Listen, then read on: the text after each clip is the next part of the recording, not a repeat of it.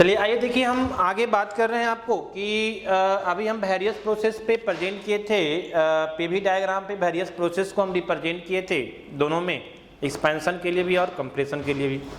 Clear है ना?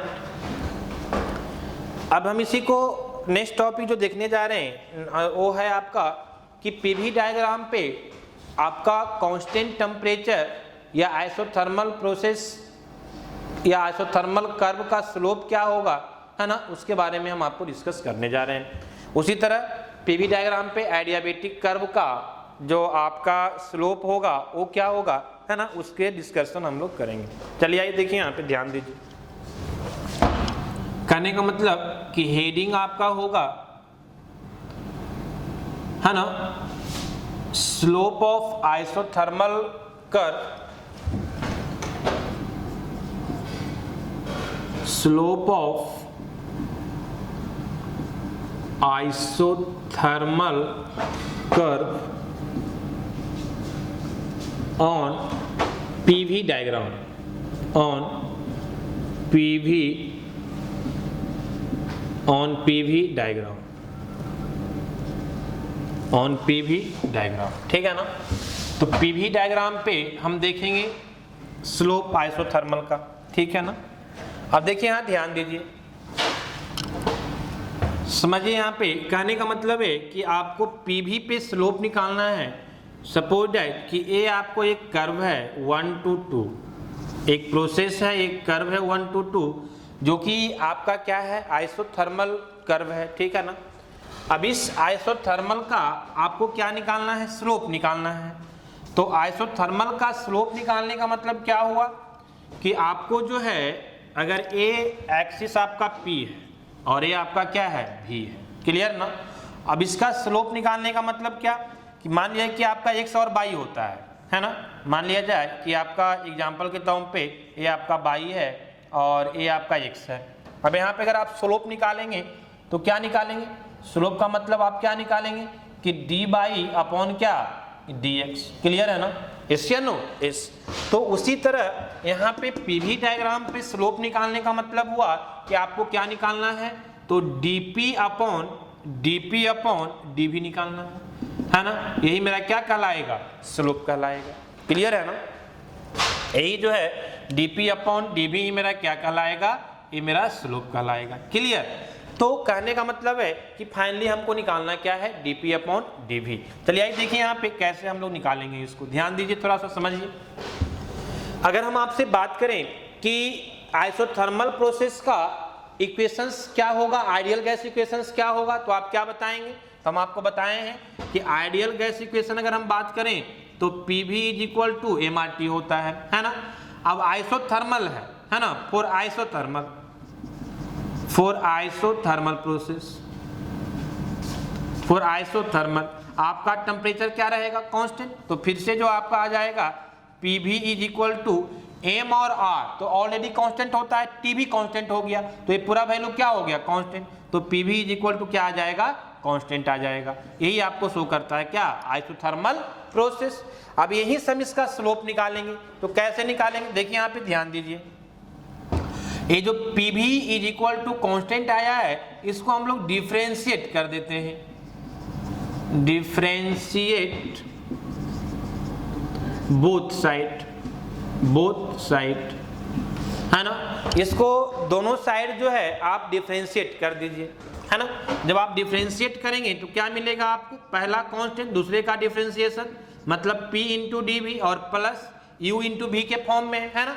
तो ये मैथमेटिकल अप्रोच है कि पहला कांस्टेंट लेते हैं, दूसरे को डिफरेंशिएट करते हैं, फिर दूसरा कांस्टेंट V और इंटू क्या, dP, और कांस्टेंट का डिफरेंशिएशन 0। क्लियर है? अब इसको एक को उस साइड ले जाइए तो आपको क्या मिल जाएगा, तो P dV is equal to minus V into क्या, dP मिल जाएगा। आपको क्या चाहिए जी, स्लोप चाहिए, मतलब dP अपॉन dV चाहिए। क्लियर है ना? आइए यहाँ पे देखिए, तो dP अपॉन dV, इसको इधर से ले जाइए आप, तो dP upon dV is equal to a इतना अपॉन इतना, ये इधर गया तो ये इधर आ जाएगा, तो माइनस तो रहेगा ही, माइनस, और P आपको रहेगा और अपॉन क्या, B। क्लियर है ना? तो यही dP अपॉन dV जो आ रहा है, this is the slope of isothermal process. Clear? या आइसोथर्मल कर्व। तो कहने का मतलब है कि स्लोप ऑफ आइसोथर्मल या आइसोथर्मल स्लोप के नाम से भी जानते हैं, isothermal slope is equal to कितना हो गया, तो माइनस पी अपॉन क्या, this is minus P upon V. ये हम डिफाइन किए आपको आइसोथर्मल स्लोप, क्लियर है ना। तो कहने का मतलब है कि जहां भी कहीं अगर हमसे कोई पूछे कि आइसोथर्मल कर्व का स्लोप क्या होगा, तो हम क्या बताएंगे, माइनस पी अपॉन भी होगा, क्लियर है ना।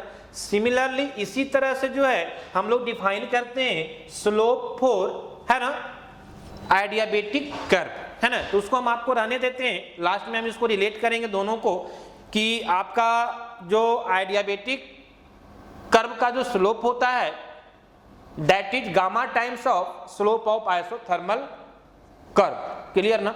तो हम रिलेट करेंगे इसलिए हम उसको रहने देते हैं और यहां पे आते हैं हम किसके लिए, तो slope of adiabatic curve, adiabatic curve on PV diagram, clear है ना। चलिए आइए, ये तो आपका 1 to 2, फिर से यहाँ पे आपका इसके पहले वाला में क्या था, कांस्टेंट टेम्परेचर था, ये इसमें आपका क्या हो जाएगा, आइडियाबेटिक हो जाएगा, ये आइडियाबेटिक के लिए हो जाएगा, क्लियर है ना। अब सेम कॉन्सेप्ट सारा आपको रहेगा, यहाँ भी स्लोप निकालने का मतलब है कि हमको dp अपॉन dv ही निकालना है, क्लियर ना, इस या नो इस। तो कहने का मतलब है कि ये सारा कॉन्सेप्ट सेम रहेगा, यहाँ भी हमको dv निकालने का, स्लोप निकालने का मतलब है कि dp अपॉन dv ही निकालना है, क्लियर ना। देखिए यहाँ पे ध्यान दीजिए हम क्या बोलना चाह रहे हैं। तो कहने का मतलब कि slope of adiabatic curve on PV diagram हमको निकालना है, पीवी डायग्राम पे आइडियाबेटिक कर्व ले लेंगे, ठीक है ना, और इसी को हम क्या निकालेंगे, इसी का हम स्लोप निकालेंगे। तो अब स्लोप जब हम निकालेंगे तो कैसे आएगा, देखो यहाँ पे फिर से वही चीज, स्लोप निकालना है, स्लोप निकालना है मतलब क्या, dp अपॉन dv फाइंड करना है हमको, है ना। चलिए आइए ध्यान दीजिए, अगर हम इक्वेशंस की बात करें फॉर आइडियाबेटिक के लिए, तो हम आपको बताए थे कि फॉर आइडियाबेटिक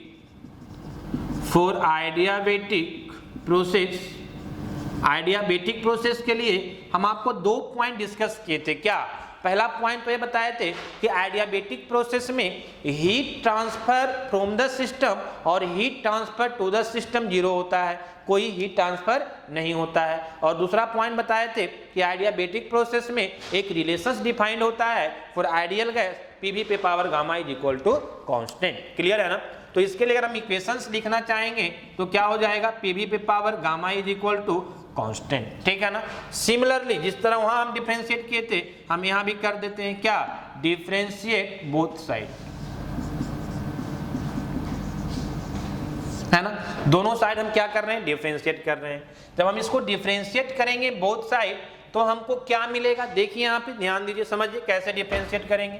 तो ये तो पहला एक कांस्टेंट हम मानते हैं, है ना, तो ये आपका p हो जाएगा इनटू v पे पावर गामा को डिफरेंशिएट करना है, तो कैसे करेंगे, तो x पे पावर n के फॉर्म में करेंगे, तो क्या होता है nx पे पावर, है ना, n-1, तो nx, n के जगह पे क्या है मेरा, गामा है, तो इनटू गामा, x की जगह पे क्या है, v है, तो ये v हो गया, पे पावर कितना, n-1 मतलब गामा -1, तो ये आपका गामा -1 और इनटू क्या, dv, इससे नो इस प्लस ए तो हो गया पहला आपको, है ना, कि p कांस्टेंट हो गया और v पे पावर n को आप डिफरेंशिएट कर दिए, क्लियर है। फिर प्लस क्या हो जाएगा, तो आपका सेकेंड वाला कांस्टेंट हो जाएगा, v पे पावर गामा कांस्टेंट हो जाएगा और इसको आप डिफरेंशिएट कर दीजिए, मतलब dp इज इक्वल टू कितना, कांस्टेंट का डिफरेंशिएशन 0, है ना।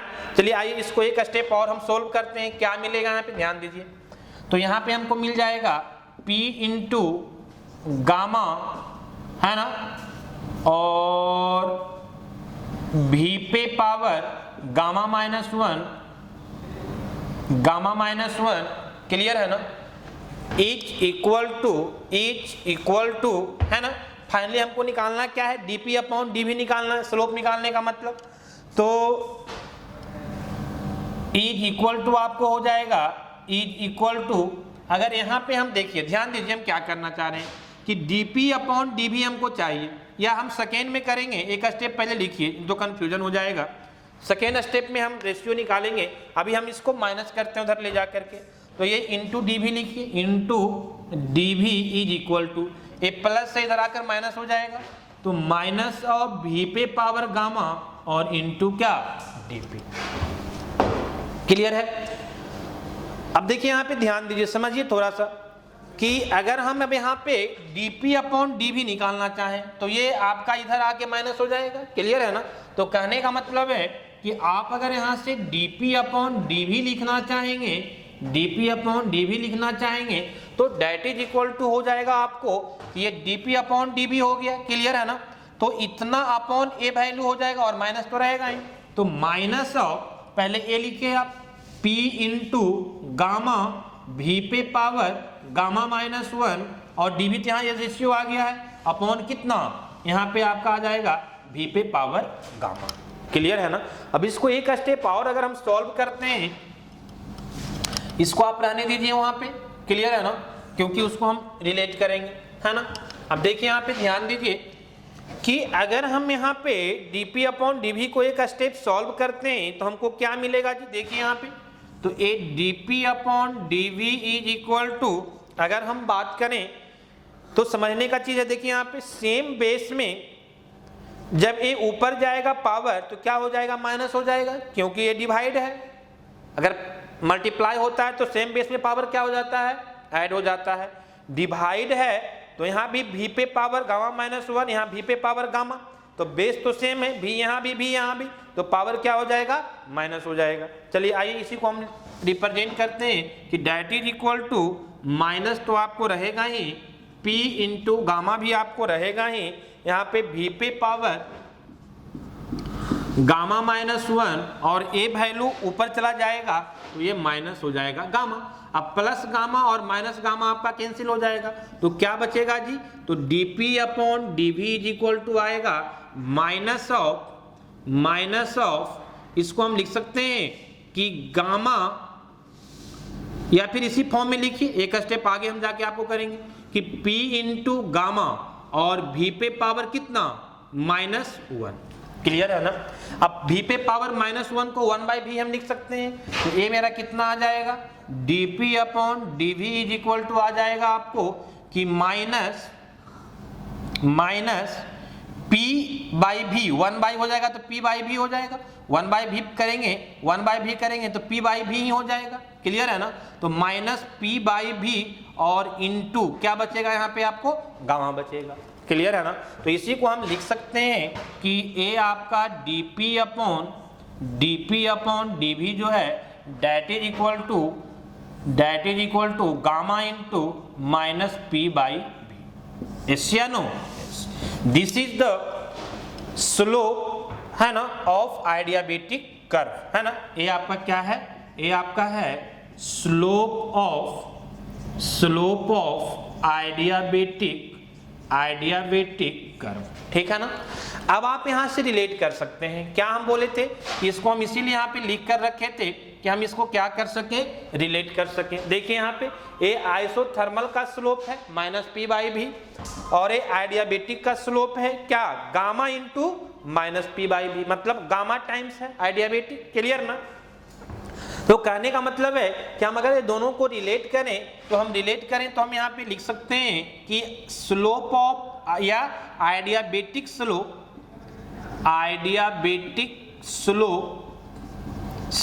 Is equal to adiabatic slope is equal to gamma और इंटू ए कौन सा है? आइसोथर्मल का स्लोप है, तो गामा इंटू आइसोथर्मल स्लोप लिख सकते हैं। तो कहने का मतलब है कि हम लिख सकते हैं कि गामा इंटू आइसोथर्मल स्लोप। ठीक है ना? Gamma into isothermal slope. तो कहने का मतलब है कि यहां से अगर हम गामा लिखना चाहें तो हम क्या लिख सकते हैं कि आइडियाबेटिक स्लोप अपॉन क्या?